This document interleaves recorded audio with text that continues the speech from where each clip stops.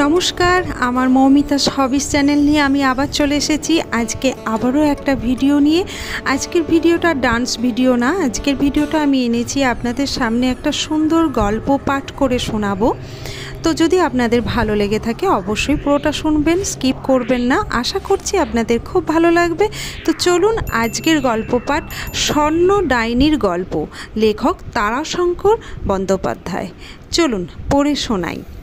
স্বর্ণ ডাইনিকে মনে পড়েছে।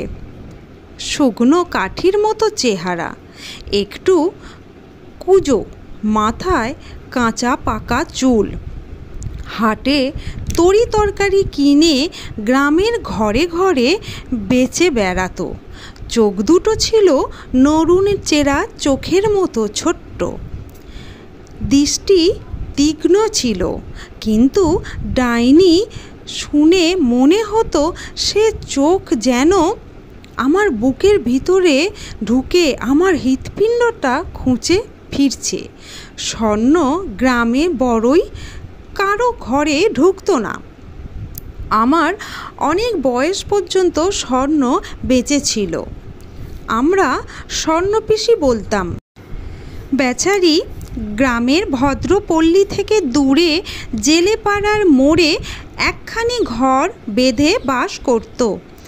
সে পথে যেতে আসতে দেখেছি বুড়ির ঘরের মধ্যে আধো অন্ধকার আধো আলোর মধ্যে বসে আছে, চুপ করে বসে আছে। কথা বড় কারো সঙ্গে বলতো না। কেউ বললেও তাড়াতাড়ি দুটো একটা জবাব দিয়ে ঘরে ঢুকে যেত।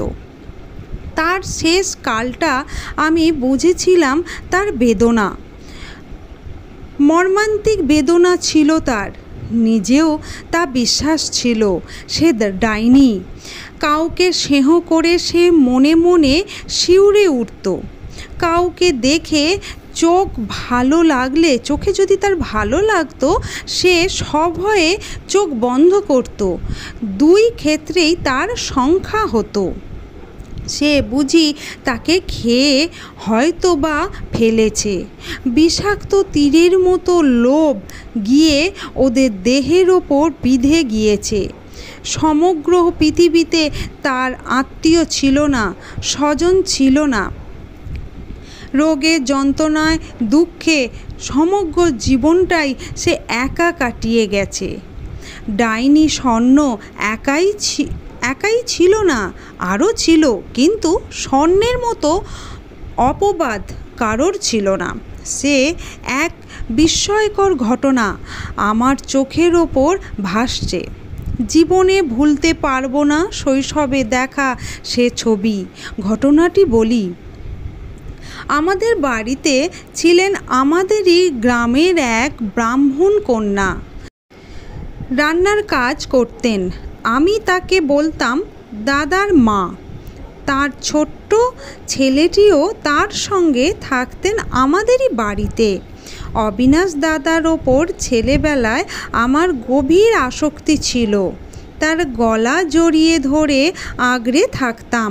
স্কুলে যাবার সময় তিনি বিপন্ন হতেন। তিনিও আমাকে গভীর স্নেহ করতেন।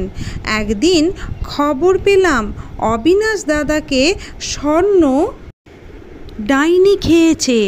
প্রবল জ্বরে অবিনাশ দাদা অচেতন। দাদার মা তখন তার নিজের বাড়িতেই থাকেন। আমাদের বাড়িতে আর কাজ করতেন না। কাজ করেন তার বড় মেয়ে সাতন দিদি। সাতন দিদি সকালে কাঁদতে কাঁদতে এলো। খবর পাঠালো হলো গোসাই বাবার কাছে। গোসাই বাবা ডাইনি ওঝা ছিলেন, মন্ত্র জানতেন। গোসাই বাবার সঙ্গে গেলাম দাদার মায়ের বাড়ি। উঠান তখন লোকে লোকারণ্য। স্বর্ণ ডাইনি খেয়েছে অবিনাশ দাদাকে। গোসাই বাবা ঝাড়বেন মেটে কোঠার অর্থাৎ মাটির দোতলা। অবিনাশ দাদা শুয়ে আছেন, চোখ বন্ধ। ডাকলে সাড়া নেই। প্রবল জ্বর, মাথার শিওরে দাদার মা বসে, ও পাশে বসে অবিনাশ দাদার দুই বোন। গোসাই বাবা ডাকলেন ভাগনা, গোসাই বাবাকে দাদার মা গোসাই দাদা বলে ডাকতেন। কোনো উত্তর দিলেন না অবিনাশ দাদা। অবিনাশ দাদা এবার ঘুরে শুলেন। মর হা ঘরে গোসাই, আমি মেয়ে ছেলে, আমাকে কি বলছিস তুই? তু কন রে? চুপ করে রইলেন অবিনাশ দাদা। কন হ্যাঁ তু? বলবো না। বলবে না? না। মন্ত্র পড়া শুরু হলো। বীর বীর করে মন্ত্র পড়েন গোসাই বাবা। এবার আপনারা শুনতে পাবেন গোসাই বাবার সঙ্গে স্বর্ণডাইনির কি কথা হলো। তো চলুন, আজকের এই পর্বটা আমি এখানেই শেষ করছি। আজকে এইটুকুই আপনাদেরকে শোনালাম। পরের পর্বের জন্য আপনারা একটু ওয়েট করুন, আমি খুব তাড়াতাড়ি নিয়ে আসছি কি কথা হলো গোসাই বাবার সঙ্গে স্বর্ণডাইনির। তো আজকের মতো টাটা।